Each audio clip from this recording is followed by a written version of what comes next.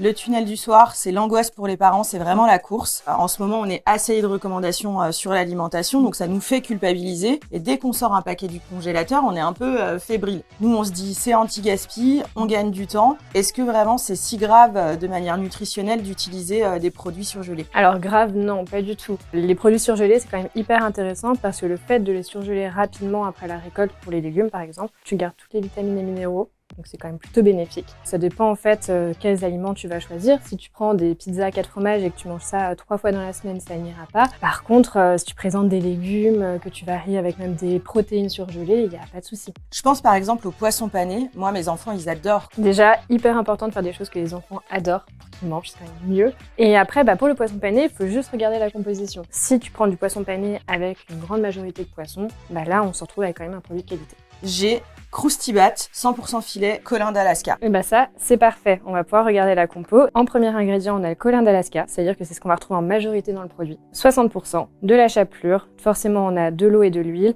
de l'amidon, donc bref, des choses vraiment parfaites pour les enfants. Tu peux vraiment donner ça, il n'y a pas de souci.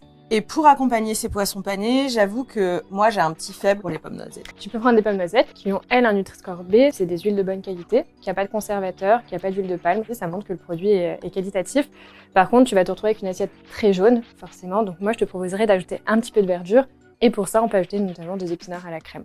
Et donc dans cette assiette avec nos poissons panés et nos pommes noisettes, tu conseilles quoi comme portion? Normalement, on essaie d'avoir toujours plus de légumes que de féculents. Ça, c'est hyper important pour avoir un apport en fibres suffisant. Un quart de féculents, donc un quart de pommes noisettes, et tu mets un quart de protéines, tout simplement. Eh bien Pauline, merci. Je suis hyper ravie parce que mes enfants, ils adorent. Donc poisson pané, pommes noisettes, épinards à la crème, je vais faire un carton ce soir. Voilà, au moins ça dépanne de temps en temps, et c'est pratique et rapide. Tout ce qu'on recherche.